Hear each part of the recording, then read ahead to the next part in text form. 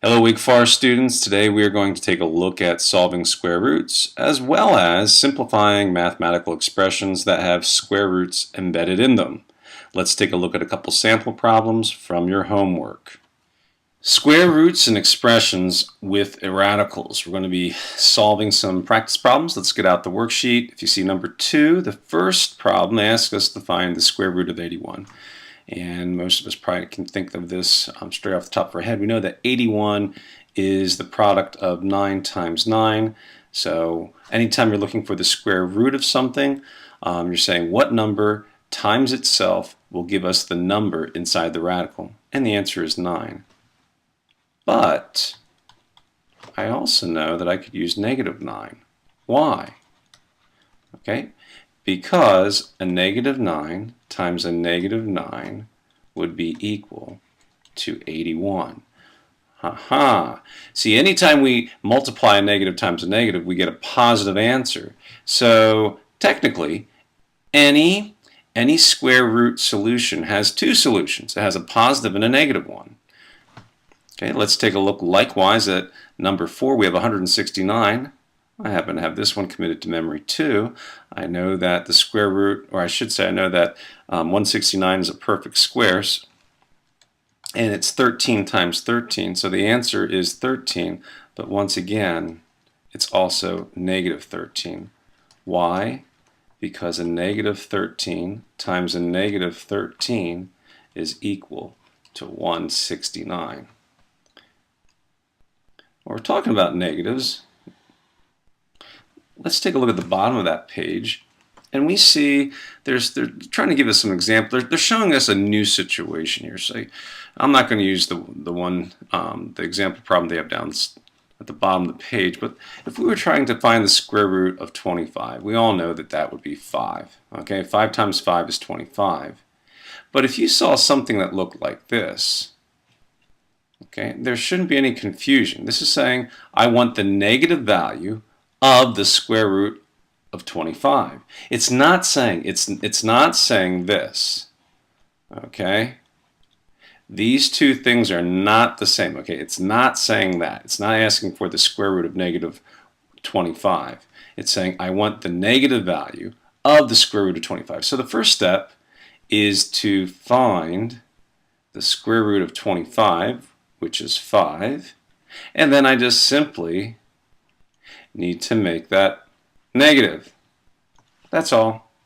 So I know that the square root of 36 is equal to 6, but if I would happen to see what is the negative value of 36, I would say it is the square root of 6. Sorry, the square root of 36 is 6, but I want the negative value of that, so it's negative 6. Okay, this is really a two-step operation. I'm finding the square root of the number inside the radical, and then I'm making it negative, or I'm multiplying it by negative 1. So this is two operations. Don't blur those lines. So if you see something like this with a radical with a negative on the outside, okay, all you're doing is you're saying, okay, it is the answer to whatever the square root is times a negative 1. Okay, that's all we're doing. We're taking the square root of whatever number's on the inside, and then we're multiplying it by negative 1. Okay, let's flip our assignment over.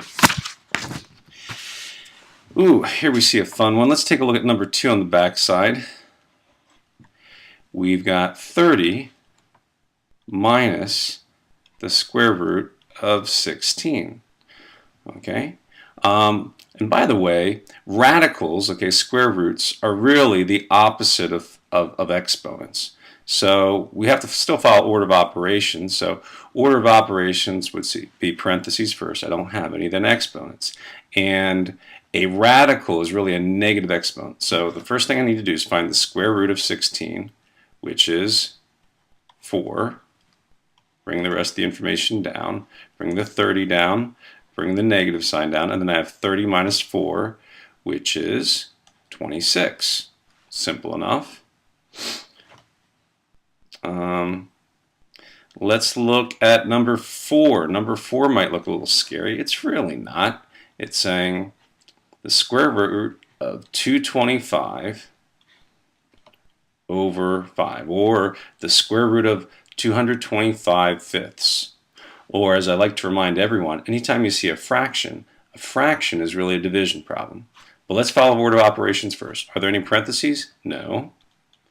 Are there any exponents? Technically, yes. We have a radical here. This is a negative exponent. What is the square root of 225? It is 15. Okay, and then I bring my 5 over, so I have 15 fifths, and 15 fifths is the same thing as 15 divided by 5, which is 3. Okay, and we're done. I will see you tomorrow in class. Have a good day, and please bring any questions if you have it. Well, class, I hope that was helpful. And just remember, when you're looking at these mathematical expressions that you need to simplify that have these radicals and square roots in, they might look a little intimidating at first, but if you just break it down, do it one step at a time, and follow order of operations, you'll be fine. Okay, have a good evening, and I will see you tomorrow. Bye-bye.